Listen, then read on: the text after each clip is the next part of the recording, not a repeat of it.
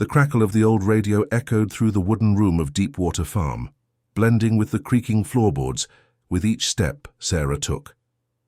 Outside, the Pennsylvania countryside sky was darkening, and heavy clouds announced another summer storm. The air was heavy, not just from humidity, but from the silence that dominated this house isolated by dirt roads. Sarah Miller adjusted her patched apron and looked at the wall clock. It wouldn't be long before Frank returned from town. Her fingers, calloused from so much work, trembled slightly as she set the table for dinner. A noise from outside caught her attention, momentarily making her forget the routine that imprisoned her. "Stubborn, is that you out there?" she whispered, opening just a crack in the back door. The black goat with long horns approached, gently butting his head against her hand. Sarah allowed herself a brief smile, one of those that rarely appeared on her face. Stubborn was her only confidant in this place, forgotten by time. "I have to get back inside. He doesn't like when you're around when he arrives," she said softly, stroking the animal's fur. She returned to the kitchen and continued preparations. The beans were already bubbling on the wood stove, spreading an aroma that anywhere else would be comforting. Here, however, each meal was another moment of tension, another daily test of her ability to endure. The distant sound of an engine broke the silence of the farm. Frank's old pickup was coming down the dirt road, raising dust. Sarah felt her heart race. She breathed deeply, trying to control the anxiety that always dominated her when she heard that noise. Through the window, she saw the truck stop and Frank get out, staggering. He brought with him the strong smell of whiskey that she knew so well. "Woman, where are you?" The deep voice echoed through the house as soon as the door opened. "I'm here in the kitchen, Frank," she answered, keeping her eyes down when he entered the room. "I'm hungry."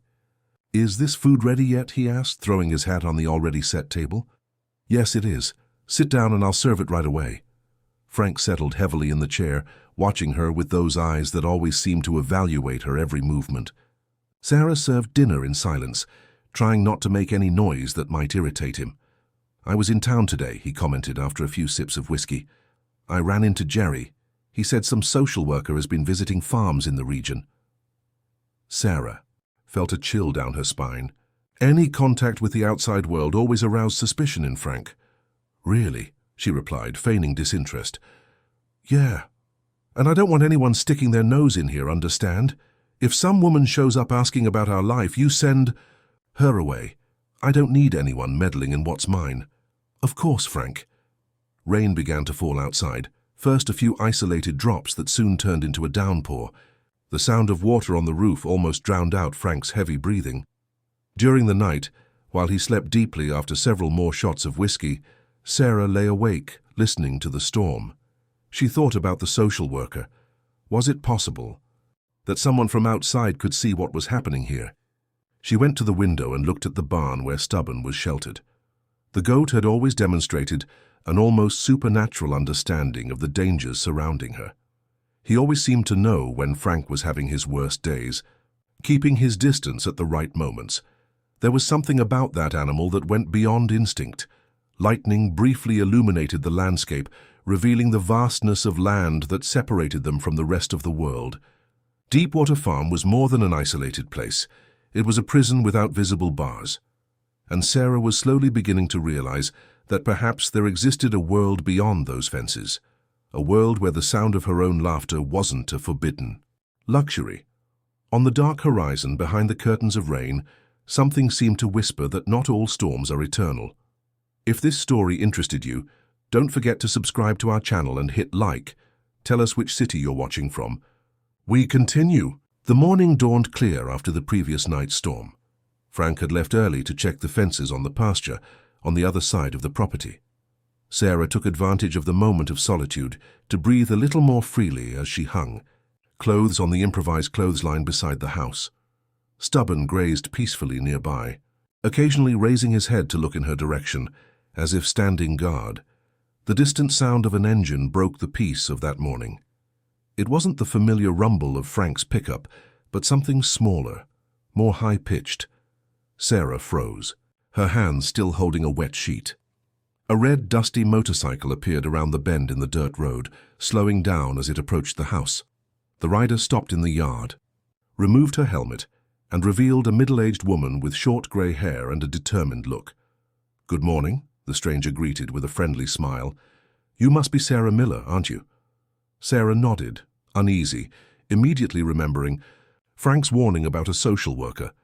Her eyes instinctively searched the horizon, fearing her husband's early return. "I'm Stella Morris, social worker from the regional administration. We're conducting a survey of rural families for a new social program," she explained, extending her hand. "My husband isn't here," Sarah responded hesitantly, briefly shaking the woman's hand. "He doesn't much like visitors." Stella looked around, her experienced eyes catching details most would ignore. The handprints on the door, the windows always closed even on sunny days, the way Sarah kept her eyes lowered. "Don't worry, I won't take long. We can talk right here on the porch if you prefer," she suggested, as someone who perfectly understands the situation without needing explanations. Reluctantly, Sarah agreed. She offered coffee, which Stella readily accepted. While preparing the drink in the kitchen, her hands trembled. She never received visitors, especially women from town. Frank always made a point of keeping the farm isolated from curious eyes. Back. On the porch, she found Stella observing Stubborn with interest. "What a beautiful goat. He seems very attached to you," the visitor commented, accepting the cup of coffee. "That's Stubborn. I got him from my father before he passed," Sarah explained, avoiding the word that Frank considered bad luck. "He's been with me for years. Some animals are more than companions, aren't they? They're silent witnesses," Stella said, her eyes fixed on Sarah's. There was something implicit in that look that made Sarah's heart race. The conversation continued, in an apparently trivial manner. Stella asked questions about living conditions, access to healthcare, education. She noted some answers in a small notebook, but seemed more interested in what Sarah wasn't saying than in the information she provided. "And do you have contact with other people in the region? Do you visit anyone or receive visits?" Stella asked, taking the last sip of coffee. "No. Frank prefers that I stay on the farm. Sometimes Jenny, Tim's wife who works during harvest, stops by, but it's rare." Stella nodded as if confirming something she already suspected. "Do you know if anyone lived here before you?"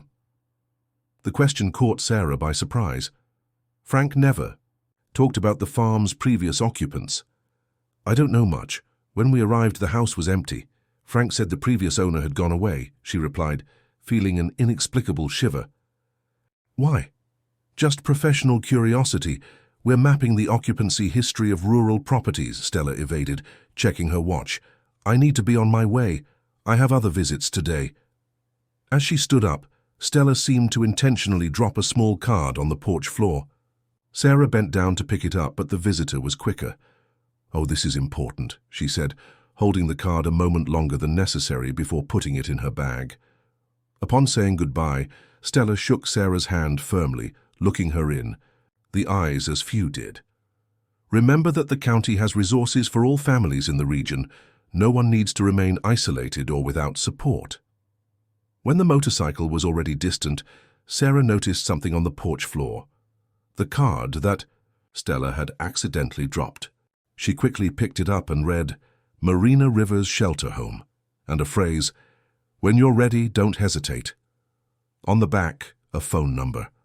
Sarah tucked the card in her apron pocket, her heart beating fast. Marina. That name seemed vaguely familiar, though she couldn't remember from where. On the horizon, dust announced Frank's return. Quickly, she entered the house and hid the card in a small crack between the floorboards under the bed. As she returned to her chores, she noticed Stubborn restless, staring fixedly in the direction of the road where Stella had departed. Something had changed that day at Deepwater Farm. A seed of possibility had been planted, and not even the arrival of Frank, already descending from his pickup with a closed expression, could completely erase it. Stella's visit had awakened something in Sarah that she believed had been dormant: curiosity. In the days that followed, while performing her routine tasks, her mind constantly returned to the name Marina Rivers printed on the card. There was a connection she couldn't fully formulate, like a word on the tip of her tongue refusing to be spoken. Frank had been more irritable since Sarah mentioned the social worker's visit. Although she had been careful, saying only that she had sent the woman away as he instructed, her husband seemed suspicious.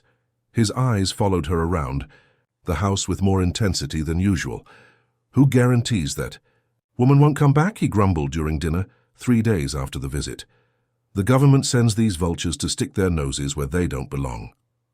She didn't seem interested in coming back, Sarah responded, keeping her tone neutral. She just asked a few questions about the house, nothing major. Frank slammed his fist on the table, making the cutlery jump. What questions? You didn't tell me she asked specific questions. Sarah felt her blood freeze. She had made a mistake. Common questions, Frank, about running water, electricity. She deflected, trying to calm him. Did she ask about who lived here before?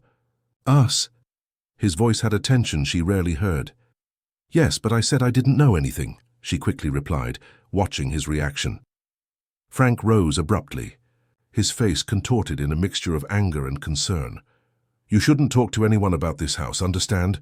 To anyone, he shouted, going out to the porch with a bottle of whiskey. That exaggerated reaction only increased Sarah's suspicions.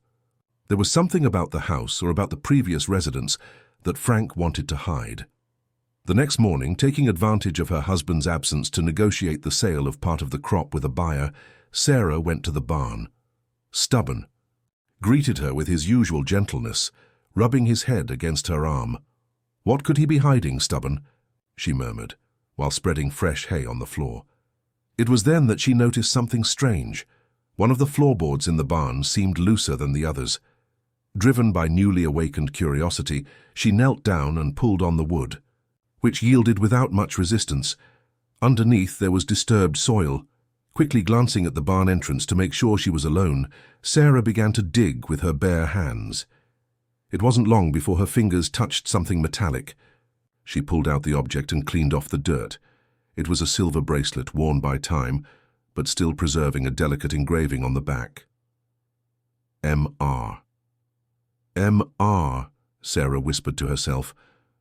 Marina. A chill ran down her spine. The coincidence was too disturbing to ignore. She put the bracelet in her pocket and carefully replaced the floorboard, making sure it appeared untouched. Upon returning to the house, she found Jenny at the kitchen door. The seasonal worker's wife brought fresh eggs and seemed nervous. I brought these for you, Mrs. Sarah. Tim wanted me to let you know he'll only be back next week for work. Had a family problem. Thank you, Jenny. Are you okay? You seem worried. Jenny looked around, making sure they were alone. I'm fine. But... She hesitated, lowering her voice. I heard the social worker was here. Sarah nodded, tense. How did you know? She stopped by our place too, asked questions.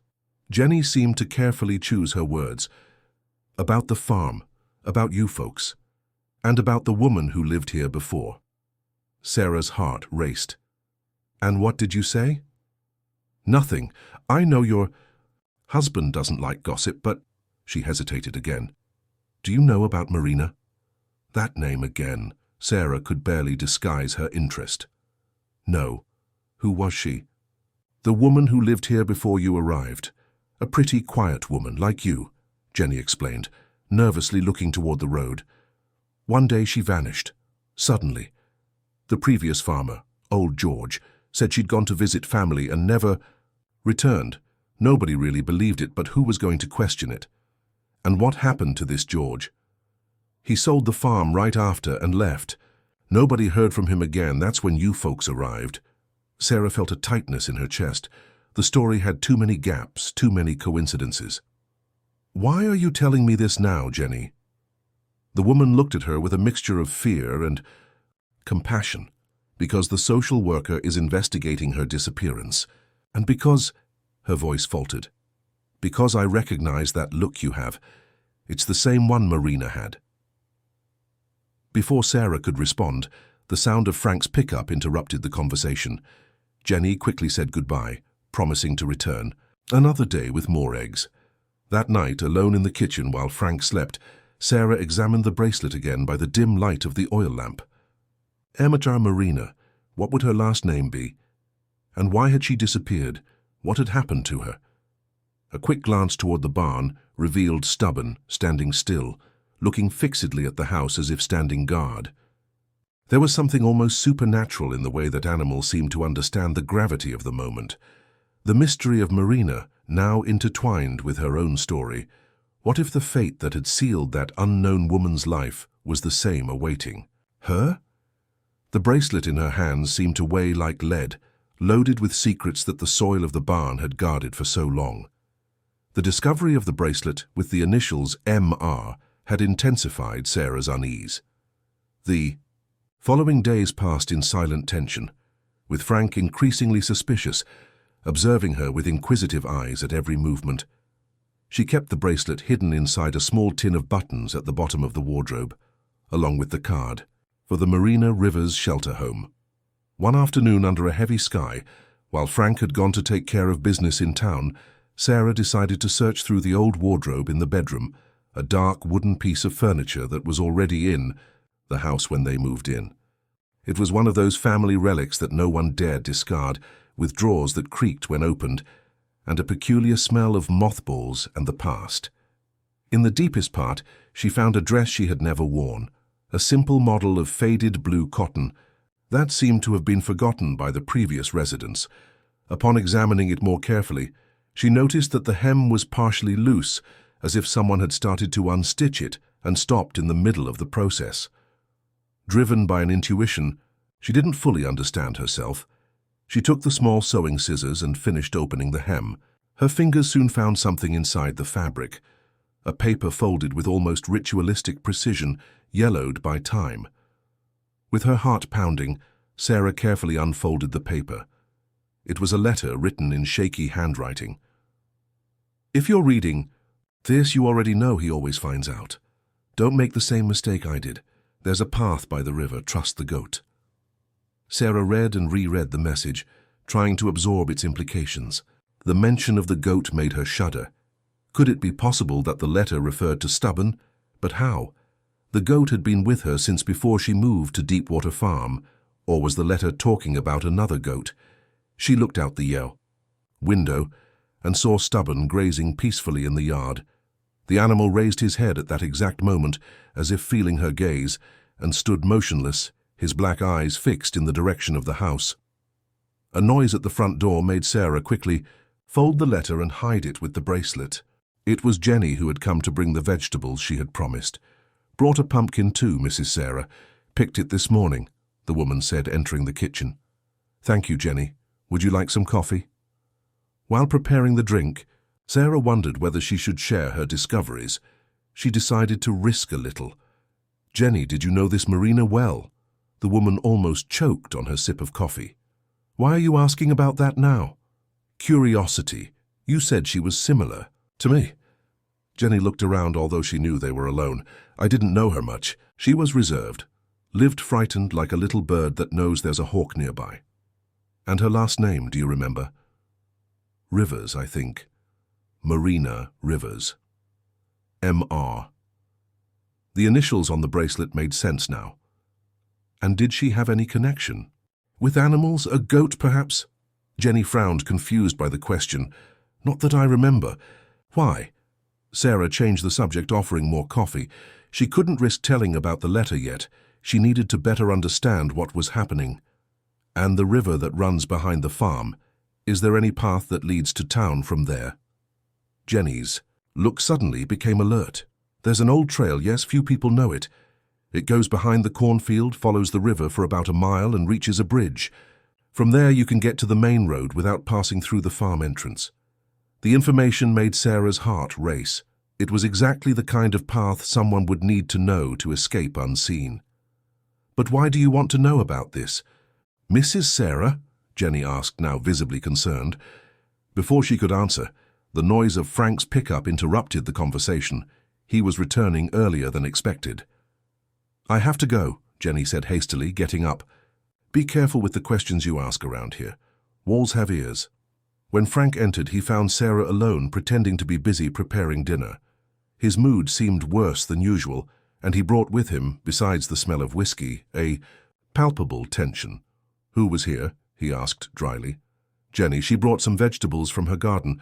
Frank grunted something unintelligible and headed to the porch, but not before casting a long look at the blue dress that Sarah had left on the chair, forgotten in her rush to hide the letter.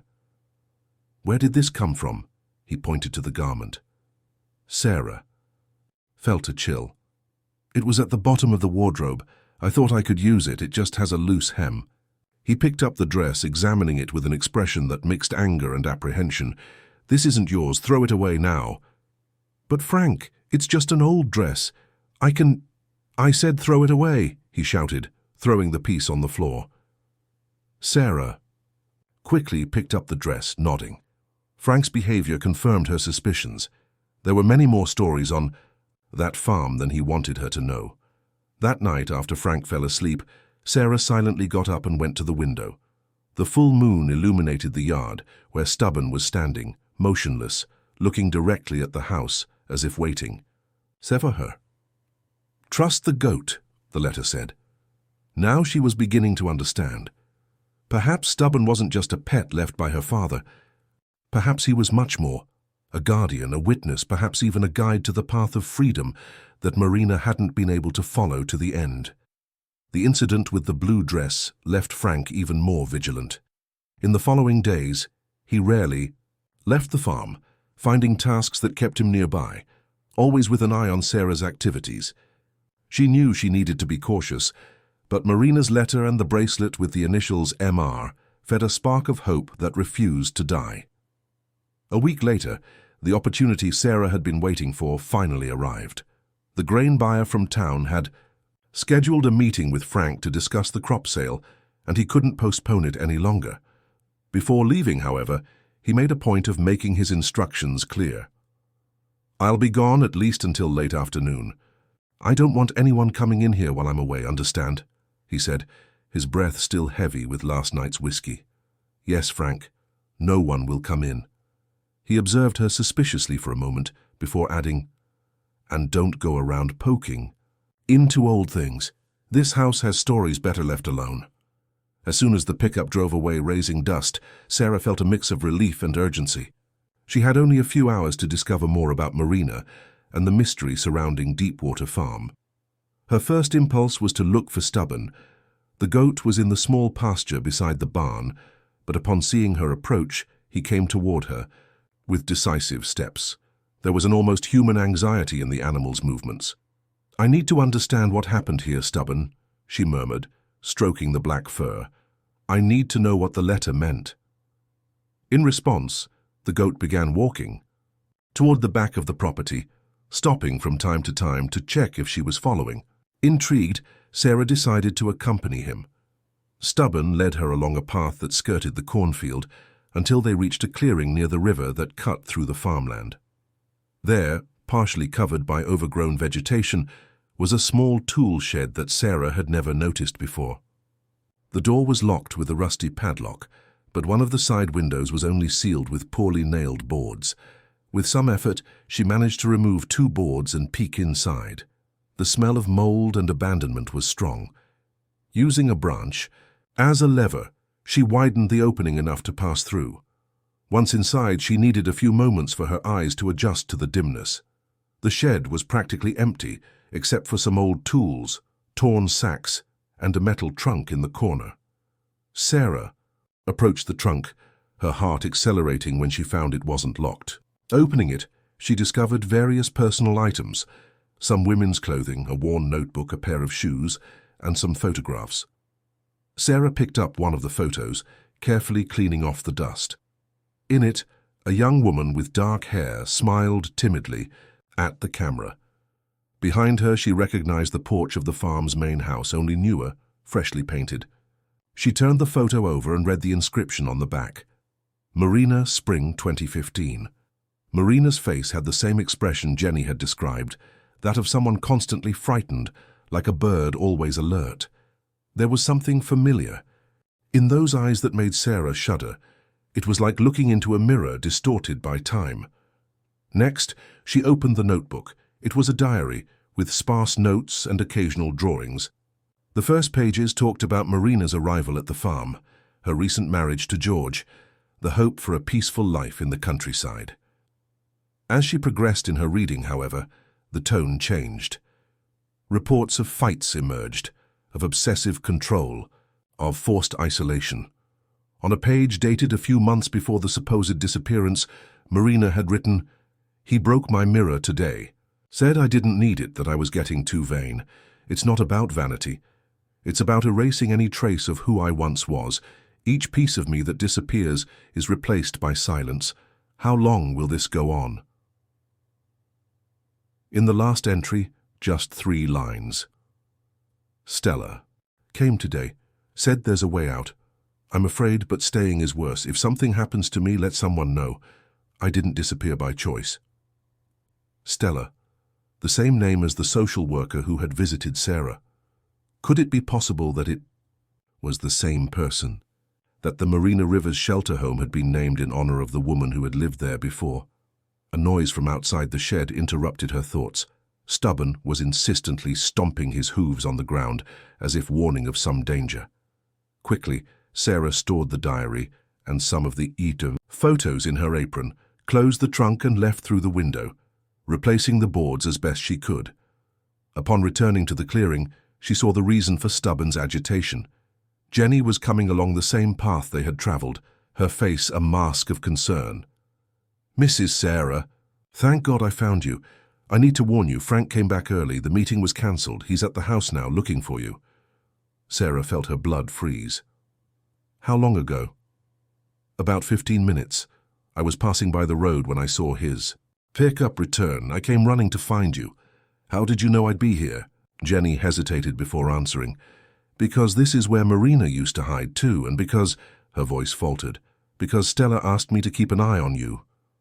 The pieces were beginning to fit together. Stella wasn't just a simple social worker. The shelter home must be part of a network that helped women in situations of violence, and Jenny was part of it. "You knew her? Marina, I mean." "Yes," Jenny admitted. "I helped her escape, or at least I tried." "What happened to her?" Before Jenny could answer, the sound of an approaching engine broke the silence of the woods. It was Frank's pickup, advancing along the improvised path that was rarely used. "He's coming," whispered Jenny, the panic evident in her eyes.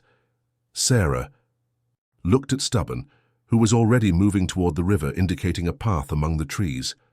"Go," said Jenny, gently pushing her. "Follow the goat. He knows the way better than anyone." "But what about you?" "I'll distract him. I'll say I came looking for medicinal herbs and found you doing the same. Now go." With no time for more questions, Sarah followed Stubborn along the narrow trail that ran parallel to the river. Behind her, she could hear Frank's voice shouting her name, growing more distant as she plunged deeper into the vegetation. Sarah ran between the trees, her heart beating so hard it seemed about to leap from her chest. Frank's shouts grew increasingly distant, muffled by the noise of the river waters flowing beside her. Stubborn led the way, his black hooves choosing the path with a precision that seemed impossible for an animal. The trail was practically invisible, covered by fallen leaves and branches, as if nature conspired to hide it. From time to time, Sarah looked back, fearing to see her husband's robust silhouette emerging among the trees, but there was only the rustling of leaves and the occasional bird song. After what seemed like an eternity of running, Stubborn finally slowed his pace. They had reached a bend in the river where the current was calmer. The goat stopped, looking intently at the opposite bank. "And now, Stubborn?" whispered Sarah, still breathless. "How will we cross?" In response, the animal continued a few more yards, until reaching a point where a huge fallen tree trunk formed a natural bridge over the waters. It was a precarious passage, but usable. Stubborn carefully stepped onto the trunk, testing its firmness before moving forward. Sarah hesitated. The trunk looked slippery, and the current below, although not violent, could certainly drag her away if she fell. But the distant sound of voices coming from the direction of the farm left her no choice. She took a deep breath and began to cross. One careful step after another, arms extended to maintain balance. Midway across, her foot slipped, causing her to momentarily lose her balance. A muffled cry escaped her throat as she desperately clung to the trunk. For a terrible instant, she imagined herself falling into the water, being carried away by the current, with Frank finding her soaked and defeated. But she didn't fall. She regained her balance and, heart-pounding, completed the crossing. Stubborn was already waiting for her on the other side, apparently impassive, as if crossing fallen logs over rivers was something he did every day. "You've taken this path before, haven't you?" she murmured to the animal, while catching her breath. With her. With Marina. The name seemed to have a special power when pronounced there, in that place that had probably witnessed another woman's desperate escape before her. Sarah felt a deep connection with that stranger, whose diary she now carried in her apron pocket. They shared more than just the farm address. They shared the same fear, the same hope, and now the same escape route. The sky was beginning to darken, announcing an imminent storm. They needed to find shelter before the rain made the path even more dangerous. Stubborn seemed to understand the urgency and resumed walking, following a trail that rose slightly, moving away from the riverbank. After a few more minutes of walking, they reached a small clearing where an abandoned hunter's cabin stood. The roof had some missing tiles, and the wooden walls showed clear signs of years of neglect, but it still seemed to offer sufficient shelter against the rain that was beginning to fall. Inside the cabin there was little furniture, an improvised bed of straw, a rustic table, and a bench. In one corner, a pile of dry firewood suggested that the place wasn't completely abandoned. Someone maintained it minimally functional. "Stella?" Sarah called softly, but there was no answer. Too tired to continue, she decided to rest there. She sat on the bench and, for the first time since beginning her hasty flight, allowed herself to examine the contents she had taken from the trunk. In the toolshed, Marina's diary revealed a painfully familiar story. The first pages spoke of dreams and hopes, of a marriage that seemed promising with George, the former owner of Deepwater Farm. But soon the tone changed, recording episodes of control, isolation, and abuse. "He threw away my books today," one entry said. "Said they're dangerous ideas, that a countrywoman doesn't need these city nonsense. Each day I feel that another piece of me is being erased." On another page, a more frightening note. "George said if I try to leave, he'll find me, that he knows everyone in the region, that nobody would help me. I'm imprisoned, not just by these walls, but by fear." And then, in the final pages, the tone changed again. There were mentions of a woman named Stella, who had appeared one day posing as a cheese buyer, and of an escape plan that involved following a trail by the river. The last entry, dated February 14th, 2015, was brief and urgent. "Tonight, when he sleeps, Stella will be waiting at the hunter's cabin. God help me."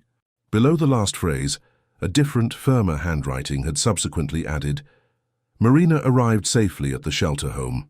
George never found her. May this message give hope to whoever finds it. S." Tears ran down Sarah's face. Marina had made it. She had escaped.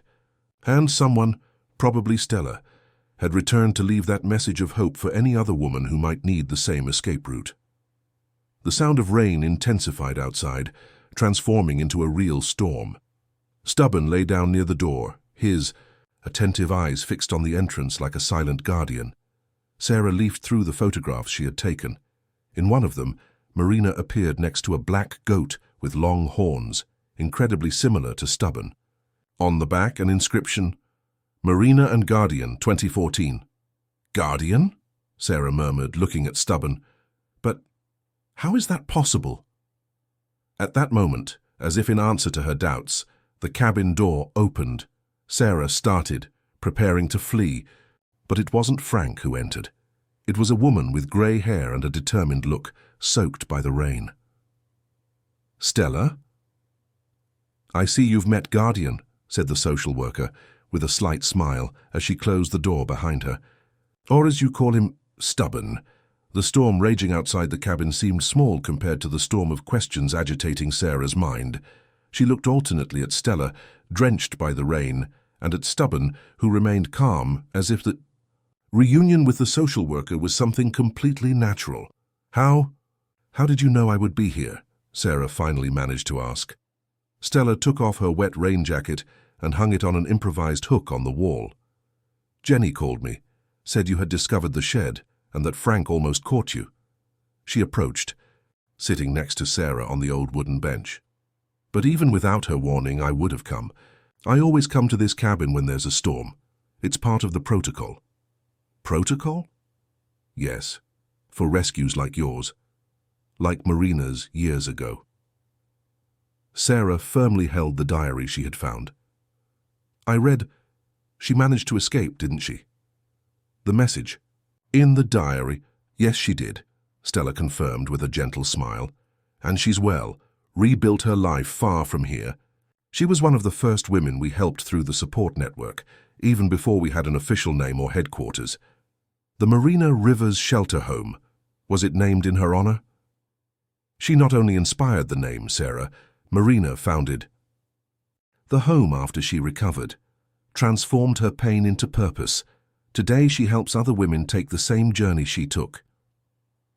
Sarah absorbed that information, feeling a wave of admiration for this woman she didn't know, but with whom she shared so much. Her gaze returned to Stubborn, who observed the conversation with those eyes that seemed to contain an ancient wisdom. And him? She asked, pointing to the goat. How is it possible? The goat in the photos, Guardian, looks exactly like Stubborn, but that was 10 years ago. Stella smiled, extending her hand to stroke the animal's head, which approached to receive the affection. Mountain goats in this region can live up to 15 years or more, but you're right, there's something special about him. She paused as if carefully considering her next words. When we rescued Marina, Guardian followed her the whole way, exactly as he did with you today. After she was safe, we thought he would return to the farm, but he didn't. He stayed with us. But how did he end up with me? My father gave me Stubborn when I still lived in the city, before I met Frank. Your father, Sebastian Miller, right? Stella asked, surprising Sarah. Yes, but how do you know? Because Sebastian was part of our network, one of the first supporters of the shelter home. The revelation hit Sarah like lightning. Her father, always so reserved about his work in the city, his trips, he never explained much and she never questioned. He knew about Frank. Stella sighed. Your father suspected you were in a controlling relationship. He saw the signs, the progressive isolation, the change in your behavior. When Frank suggested you move to this specific farm, Sebastian became even more concerned. Because of what happened with Marina and George? Exactly. Frank bought the farm from George after Marina fled. At the time, we investigated the possible connection between the two men, but found nothing concrete. Apparently it was just a terrible coincidence, or perhaps something more sinister. Stella paused, her gaze lost in memory.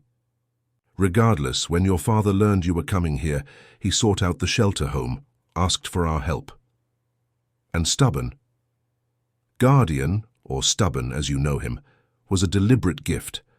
Sebastian believed that if you ever needed help, the goat would know how to guide you. He knew Marina's story, how the animal helped her escape. Sarah looked at Stubborn with new eyes. All those years, that silent presence, those understanding looks. It wasn't just the projection of her loneliness. There was a purpose there. So, my father gave me a guardian? The idea seemed too fantastic to be real. He wanted to make sure you would have a way out if needed. Unfortunately, Sebastian didn't live long enough to see if his prevention would be necessary. The mention of her father brought tears to Sarah's eyes.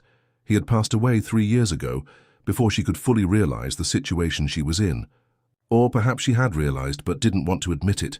My father. A sob interrupted her words. He loved you very much, Stella said softly, and I'm sure he would be proud to see you finding your way out, just like Marina. Stubborn approached even closer, pressing his muzzle against Sarah's arm, as if offering comfort. She ran her fingers through the animal's coarse fur, a wave of gratitude flooding her chest. What happens now? She finally asked, wiping away tears. Now, when the storm passes, we'll go to the shelter home. There's already a team on standby waiting. Doctor, psychologist, lawyer. You'll be safe there while we decide the next steps. And Frank? Stella's expression became more serious. He's probably looking for you by now. Likely went into town asking questions. But don't worry, we have protocols for that too. The local community is with us, Sarah. No one will tell him where you may. Ah. A particularly strong thunderclap made the cabin walls shake. The storm was still at its peak, but strangely, Sarah no longer felt afraid. For the first time in years, she felt there was a future beyond the fences of Deepwater Farm. Marina left something for me in that letter, didn't she?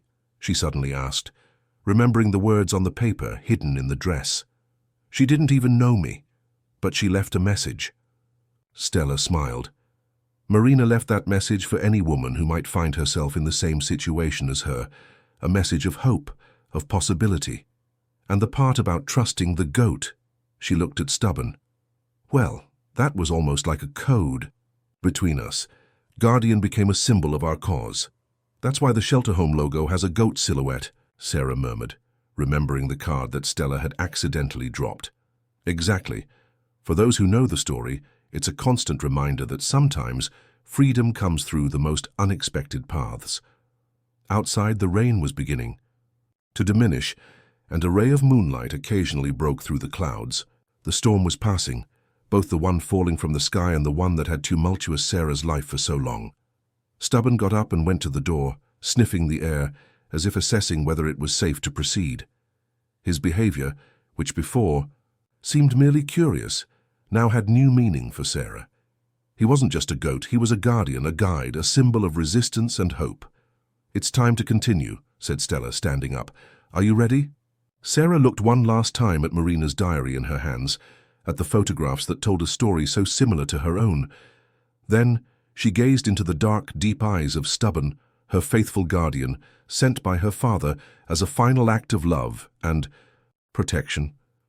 "Yes," she finally answered, her voice firmer than it had ever been. "I'm ready." 6 months had passed since that stormy night in the hunter's cabin. The Marina Rivers shelter home, located on the outskirts of Pittsburgh, had become Sarah's temporary home. The place, a restored old farmhouse, currently housed 15 women, each with her own story of overcoming. On the main porch, where one could see the sunset painting the distant mountains orange, Sarah knitted quietly while Stubborn rested at her feet. The animal had easily adapted to the new routine, becoming a kind of mascot beloved by all residents. "That sweater is almost finished," commented Nancy, the home's workshop coordinator, approaching with 2 cups of tea. "You have a talent with needles." "Thank you," smiled Sarah, accepting the hot beverage. "I think I've discovered a vocation here." The first weeks at the shelter home had been difficult. Sleepless nights, startling at every noise, recurring nightmares in which Frank found her. The multidisciplinary team had been fundamental in this process. Sessions with psychologists, legal support for the restraining order, medical assistance to treat the physical and emotional sequelae of years of abuse. "Stella called earlier," said Nancy, sitting in the rocking chair beside her.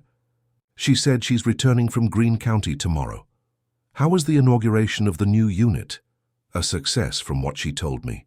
They already have 3 women sheltered there. The network is growing, Sarah." It was true. In recent months, the Marina Rivers shelter home had expanded its operations, opening a 2nd unit in the western part of the state. Stella's tireless work, combined with new partnerships with public agencies and private companies, had allowed more women to find a way out of abusive relationships. Sarah put aside her knitting for a moment, her eyes scanning the bucolic landscape surrounding the home. It was hard to believe how completely her life had changed. The craft workshops she attended weren't just therapeutic, they were becoming a potential source of income. Her knitting and crochet pieces were sold in the collaborative store maintained by the home in town. "We received news about Frank," Nancy commented, after a moment of silence. Sarah felt a tightness in her chest, but it was no longer that paralyzing. Fear from before. "What happened?" "He finally gave up looking for you, sold Deepwater Farm, and from what we've heard moved to Montana." The news brought a mix of relief and strange melancholy. Not that she missed that life, but there was a part of her that had been living in fear of the day Frank would appear to drag her back. "Are you sure he really gave up?" Absolutely. Our contacts in the region confirmed it. The farm already has new owners, a young couple with 2 small children.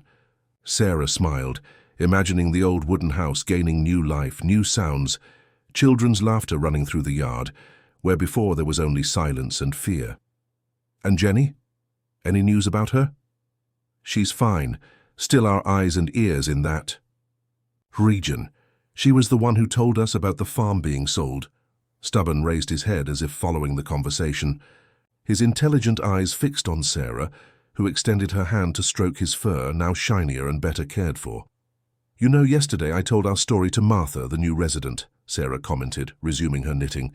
She didn't believe the part about Stubborn, about how he guided me along the river path. Nancy smiled. It's a hard story to believe if you don't know the complete history. If you don't know about Marina, about your father, about the support network that has existed for so long. Sometimes I don't believe it myself. It seems like something out of a fairy tale, with a goat in place of Prince Charming. Both laughed, and even Stubborn seemed to participate in the moment, slightly shaking his head. The conversation was interrupted by the arrival of a car that parked in the main courtyard. Sarah immediately recognized the person descending from the vehicle. Dark hair, deep eyes, a smile shy yet determined. "Marina," she said, rising in surprise. "I thought you weren't coming back until next week." "I moved up my trip," replied the woman, climbing the porch steps. "I couldn't miss your big day tomorrow." Sarah embraced her warmly. In recent months, Marina had become more than an inspiration. She was a friend, a sister in journey. After Sarah had learned the whole story, the founder of the shelter home had made a point of meeting her personally. The encounter between the 2 women who had traveled such similar paths, guided by the same 4-legged guardian, had been emotional. "You didn't need to come just for that." "Of course I did. It's not every day that one of our residents officially becomes part of the team." It was true. The next day, Sarah would formally assume coordination of the home's craft workshops, helping other women discover talents and possibilities, just as she herself had discovered. Marina knelt to pet Stubborn, who greeted her with the familiarity of an old friend. "How's our guardian doing?" "Getting lazier every day," Sarah joked, "but he's still the first to notice when someone new arrives, especially women needing help. It's as if he can sense it." The 3 women sat on the porch, watching, the sun beginning to set. Marina took a small package wrapped in handmade paper from her bag. "I brought something for you, for tomorrow." Sarah carefully opened the wrapping, revealing a delicate silver bracelet. Examining it more closely, she saw it had an engraving on the inside, SM. "It's beautiful," she exclaimed, touched. "It's a tradition. When a resident becomes part of the team, she receives a bracelet with her initials." Marina raised her own wrist, showing a similar bracelet. "Mine is 10 years old, but I never take it off." Sarah put on the bracelet, feeling the cold metal against her skin. It was more than an ornament, it was a symbol of rebirth, of transformation. She remembered Marina's bracelet that she had found buried in the barn, with the same initials, MR. That discovery had been the first step in her journey to freedom. "Next week we're having a visit from that councilwoman who became interested in the project," commented Nancy, changing the subject. "She wants to learn about our methodology to propose similar public policies in other counties."